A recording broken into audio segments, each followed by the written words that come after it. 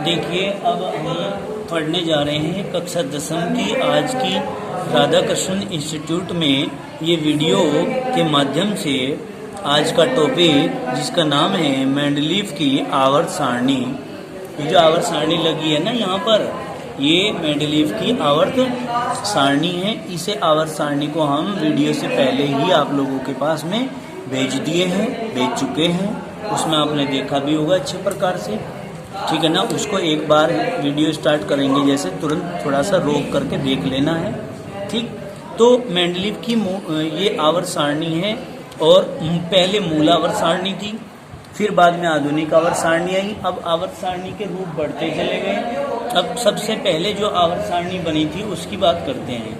देखिए, रूसी वैज्ञानिक डिमिट्री इवानोविच, क्या डिमिट्री इवानोविच मेंडलीव ने सन 1869 में तत्वों को उनके बढ़ते हुए परमाणु द्रव्यमान के क्रम में रखकर एक सारणी बनाई,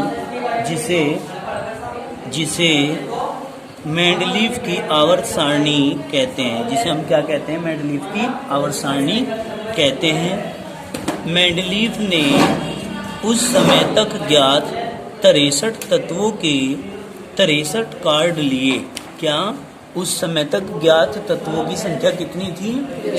63 मतलब 63, ठीक है जी। और उन्होंने 63 ही कार्ड लिए और उन कार्डों पर तत्वों के नाम एवं गुण लिखे। 63 कार्ड अलग अलग लेने, फिर उनके अलग अलग नाम लिखने, फिर उनको अलग अलग उन पे गुण लिखने, लिख लिए। फिर क्या किया? अब उसने उन तत्वों के बारे में ज्ञात सभी परमाणुओं की जांच की और समान गुण वाले तत्वों के कार्डों को पृथक करके उनको दीवार के साथ पिन से लगा दिया। क्या किया भाई?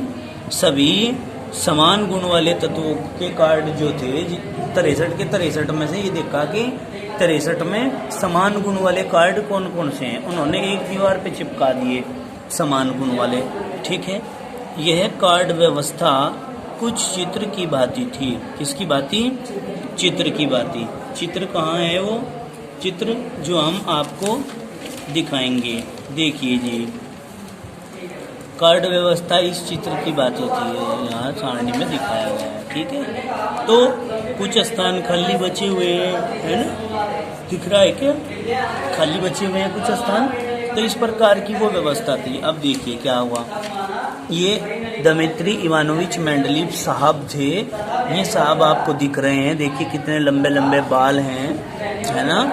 ये इतने माइंडेड और इतने बिजी रहने वाले वैज्ञानिक होते हैं जिनके पास अपने बाल कटवाने के लिए भी टाइम नहीं होता, नहाने के लिए भी टाइम नहीं होता, सोने के लिए टाइम नहीं होता।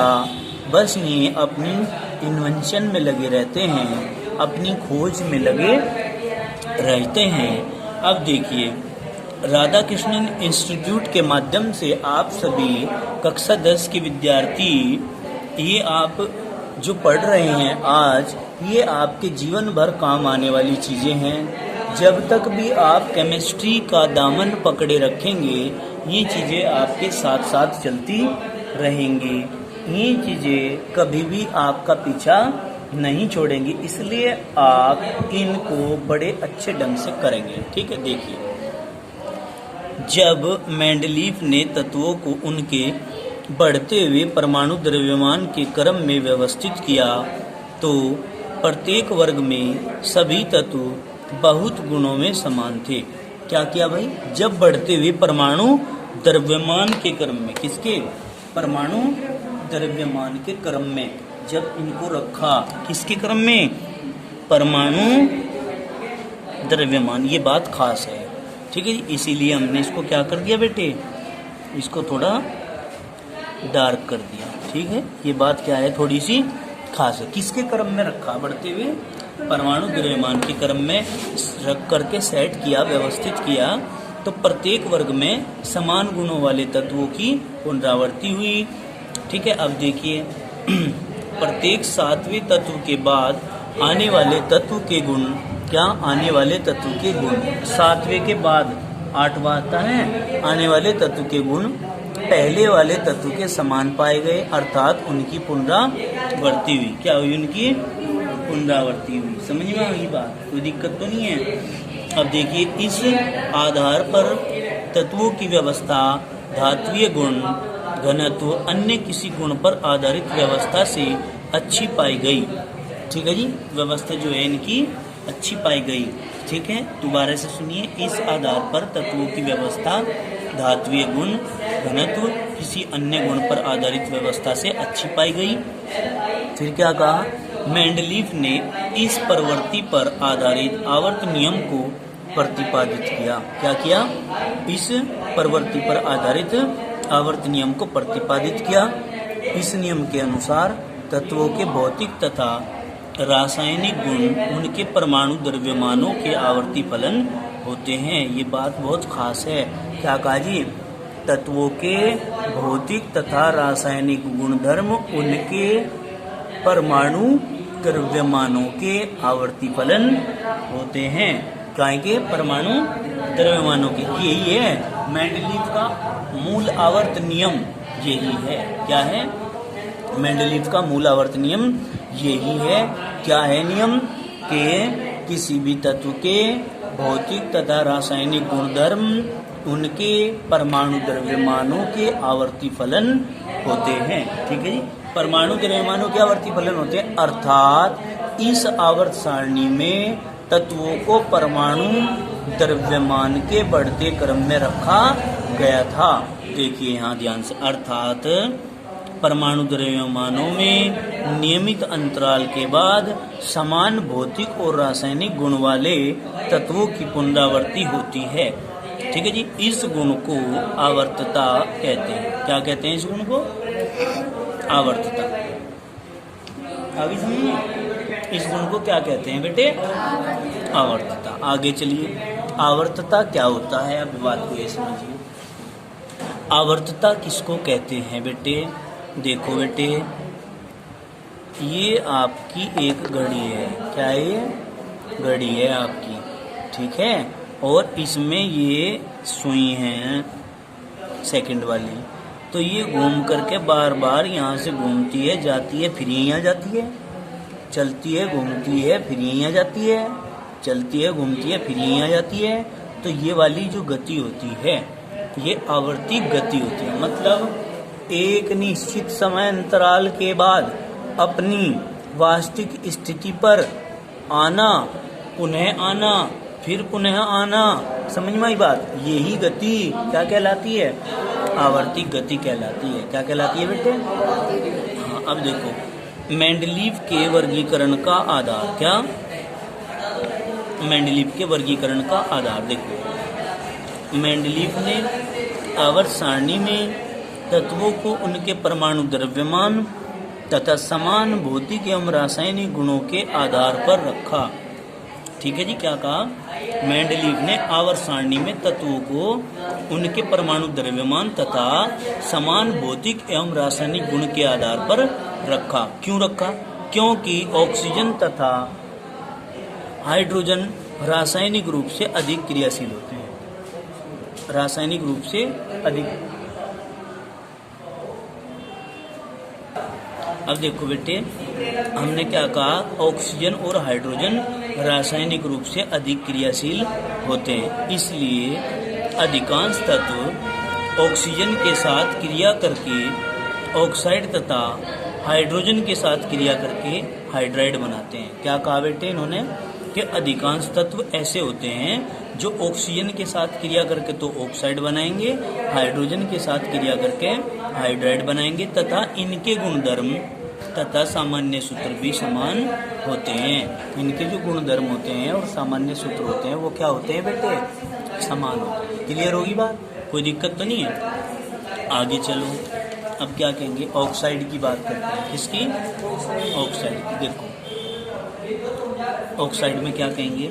ऑक्साइड समान रासायनिक गुणधर्म वाले तत्वों के ऑक्साइड का सामान्य सूत्र भी समान होता है। क्या? समान रासायनिक गुणधर्म वाले ऑक्साइड का या तत्व के ऑक्साइड का जो सामान्य सूत्र होगा वो भी समान होगा। उदाहरण, तत्व लिथियम, सोडियम तथा पोटेशियम के रासायनिक गुण समान हैं तथा ये Li2O, Na2O, K2O ऑक्साइड बनाते हैं जिसका सामान्य सूत्र R2O है। क्या है जी? R2O है। R शब्द तत्व को प्रदर्शित करता है। किसको? तत्व को। अब क्या कहेंगे? बेरिलियम, मैग्नीशियम तथा कैल्शियम के रासायनिक गुणधर्म समान है और इनके ऑक्साइड का सामान्य सूत्र RO है। क्या है? उनके ऑक्साइड का सामान्य सूत्र क्या है बेटे? RO। अतः इनके ऑक्साइड BeO, MgO तथा CaO होंगे। भाई जब गुण समान है तो इनके ऑक्साइडों के सूत्र भी कैसे होंगे? समान। कोई दिक्कत तो नहीं है? चलिए यहाँ तक कर लेंगे। अब हाइड्राइड में पढ़िए। हाइड्राइड क्या कहेंगे? समान रासायनिक गुणधर्म वाले हाइड्राइड का सामान्य सूत्र भी समान होता है। भाई समान रासायनिक गुणधर्म वाले जो हाइड्राइड हैं उनके सामान्य सूत्र समान नहीं होंगे क्या? उनके भी समान होंगे। जैसे लिथियम, सोडियम, पोटेशियम के रासायनिक गुण समान है तथा ये समान सामान्य सूत्र RH के हाइड्राइड बनाते हैं। क्या बनाते हैं? RH के हाइड्राइड बनाते हैं। जैसे लिथियम हाइड्राइड, सोडियम हाइड्राइड तथा पोटेशियम हाइड्राइड। इसी प्रकार अन्य तत्वों के हाइड्राइडों के सामान्य सूत्र यहाँ पर लिखे हुए हैं। RH2 BeH2, RH3 में NH3, RH4 में CH4 टाइप के जो है हाइड्राइड ये बनाते हैं। समझ में आ गई बेटे बात? कोई दिक्कत तो नहीं है? अब मेंडलीव की आवर्त सारणी की जो विशेषताएं हैं वे पढ़ लीजिए आप लोग। मेंडलीव की आवर्त सारणी की विशेषताएं देखो। Merits of Mendeleev periodic table. सबसे पहले मेंडलीव की आवर्त सारणी के सामान्य लक्षण निम्न प्रकार हैं। जो लक्षण है वो निम्न प्रकार हैं। कैसे कैसे? इस आवर्त सारणी में तत्वों को उनके परमाणु द्रव्यमानों के बढ़ते हुए क्रम में रखा गया है। अभी तो हमने पढ़ा था, अभी नहीं पढ़ा था हमने कि तत्वों को कैसे रखा गया है? बढ़ते हुए परमाणु द्रव्यमानों के क्रम में रखा गया है। दूसरा, इस आवर्त सारणी में 8 ऊर्ध्वाधर स्तंभ हैं जिन्हें समूह कहते हैं। जिन्हें क्या कहते हैं हम? समूह। दूसरा, इस आवर्त सारणी में 12 अक्षैतिज पंक्तियां हैं जिन्हें आवर्त कहते हैं। 12 क्या है भाई? अक्षैतिज पंक्तियां, जिन्हें क्या कहते हैं? आवर्त। समूह 8 को छोड़कर शेष सभी समूह को 2 समूहों A तथा B में विभाजित किया गया है। कहीं में बांटा गया? A में और B में। दूसरा, एक ही समूह के सभी तत्वों के गुण समान होते हैं। भाई एक समूह में जितने भी तत्व रखे जाएंगे सबके गुण क्या होंगे? समान। रिक्त स्थान वाले तत्वों के गुणों का अनुमान पहले ही लगा लिया गया था। उनकी भविष्यवाणी पहले ही कर दी गई थी। जहाँ स्थान खाली थे, जो रिक्त स्थान थे, उनकी भविष्यवाणी पहले ही कर दी गई थी। क्यों भाई? जो रिक्त स्थान जिस ग्रुप में आ रहा, जिस समूह में आ रहा, उसके गुण भी उसी समूह के आधार पर होंगे। ठीक है, आगे देखिए। उस समय तक अक्रिय नोबल गैसें ज्ञात नहीं थी। क्या नहीं थी? अक्रिय गैसें ज्ञात नहीं थी। दूसरा, आवर्त सारणी में किसी तत्व के स्थान द्वारा उसके गुणों को स्पष्ट किया जा सकता है। उसके गुणों को क्या कर सकते हैं भाई?